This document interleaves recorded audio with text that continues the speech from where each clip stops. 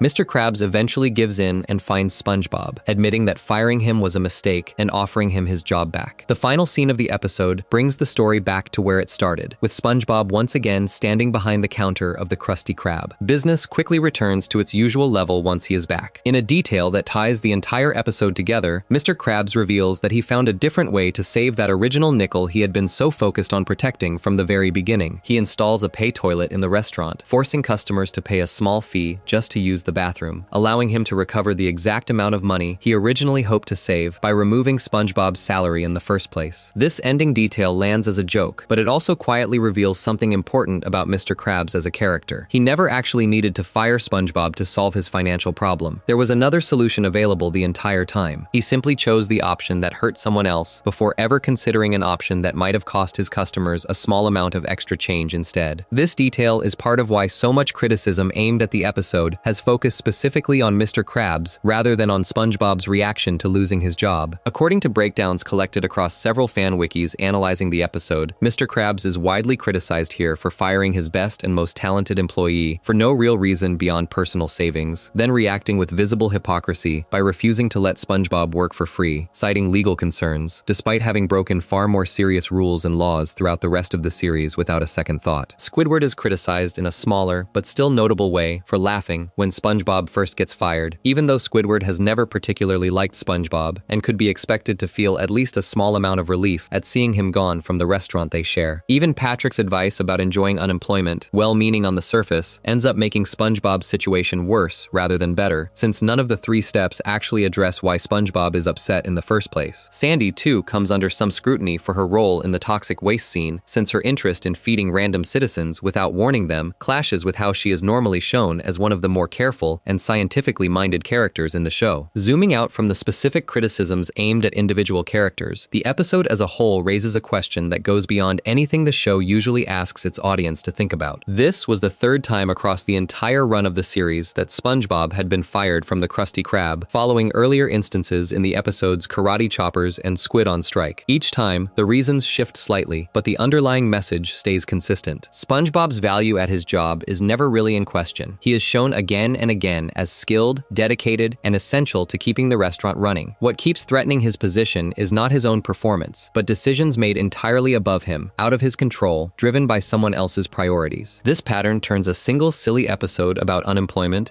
into something closer to a repeated lesson about how little control an employee can have over their own job security, even when they are doing everything right. The episode also stands out for how directly and visibly it shows the emotional toll of losing that job security. Many earlier episodes dealing with SpongeBob facing setbacks tend to resolve quickly, often within a single scene, before moving on to the next joke. Here, the sadness lingers. SpongeBob's crying scene stretches on far longer than a typical reaction shot. His search for a new job takes up a significant portion of the episode's extended runtime, made possible by its double-length format, giving the audience an unusually long look at repeated failure rather than a quick montage that skips past the hard parts. Even Mr. Krabs' own subplot, watching his restaurant collapse without its best worker, spends real time showing the consequences of his decision rather than rushing straight to an easy fix. Critics and fans alike have pointed to this episode as one of the clearer examples of the show reflecting real economic anxiety through the lens of a children's cartoon. According to breakdowns of the episode gathered from entertainment outlets covering the show's history, Mr. Krabs' obsession with money and the harsh working conditions his employees, especially SpongeBob, are regularly shown enduring, have been criticized across many entries in the series, not only this one. What makes SpongeBob You're Fired stand out within that larger pattern is how directly it puts SpongeBob's identity and his job on a collision course, forcing the character built entirely around loving his work to spend an entire episode without that work at all, and showing exactly how lost he becomes without it. The episode closes on a note that looks, on the surface, like everything returning to normal. SpongeBob is back at the grill. Squidward is back to sleeping through his shifts. Mr. Krabs has found his nickel, even if it came from an unexpected place. Nothing about the ending suggests any of the three main characters have changed or learned something that will stick with them going forward, which fits comfortably within the show's usual pattern of resetting completely from one episode to the next. What lingers after the credits roll is not a change in any character, but a clearer picture of just how easily the ground can shift underneath someone whose entire sense of who they are depends on one single job, and how little say that person often has in whether the ground shifts at all. Before we move on, if you're enjoying this analysis, please consider subscribing. It helps the channel tremendously. SpongeBob gets his job back by the end of this episode, and the world resets exactly the way it always does. Somewhere else in Bikini Bottom, a very different kind of disappearance was already waiting to happen. One where a character does not lose a job or a sense of purpose, but loses track of time itself, waking up somewhere so empty that even getting exactly what he asked for turns out to be the worst thing that could have happened to him. Section 4, SB 129, The Loneliness Squidward Asked For. SB 129 aired on December 31st, 1999, making it one of the earliest episodes of SpongeBob SquarePants ever broadcast, appearing during the first season of the show. At this point in the series, the characters and their personalities were still being defined for audiences meeting them for the first time. Squidward had already been established as someone who values peace and quiet above almost everything else, someone constantly interrupted by the two neighbors he finds most exhausting. What makes SB 129 stand out, even this early in the show's run, is how directly it takes Squidward's most basic wish, being left completely alone, and turns that wish into the entire plot of the episode. Rather than treating loneliness as a punchline, the episode lets Squidward actually get what he wants, then shows exactly what that isolation does to him once there is no one left around to bother him at all. The episode begins on what looks like an ordinary day for Squidward. He wakes up planning to spend his time quietly practicing his clarinet, an instrument he plays throughout the series with far more dedication than skill. His plans are interrupted almost immediately when SpongeBob's alarm clock, sitting near a window facing Squidward's house, knocks the clarinet straight into Squidward's mouth. SpongeBob then asks Squidward if he wants to go jellyfishing, but because Squidward still has the clarinet stuck in his mouth, anything he tries to say comes out completely unclear. SpongeBob takes this unclear response as a yes. What follows is a string of moments where SpongeBob and Patrick keep showing up at Squidward's house, eager for him to join them, while Squidward tries every method he can think of to avoid them. Eventually, Squidward decides his best option is to leave through the back door of his own house and run toward the Krusty Krab, hoping to lose SpongeBob and Patrick along the way. When he arrives, he quickly realizes the two of them have followed him there anyway, so he hides inside the restaurant's walk-in freezer to avoid being found. This choice, made in a moment of simple frustration, turns out to be the decision that changes the entire direction of the episode. Once inside the freezer, Squidward discovers that the door handle has jammed, trapping him inside. He tries to stay calm, telling himself that someone will eventually find him and let him out. That reassurance turns out to be completely wrong. Nobody comes.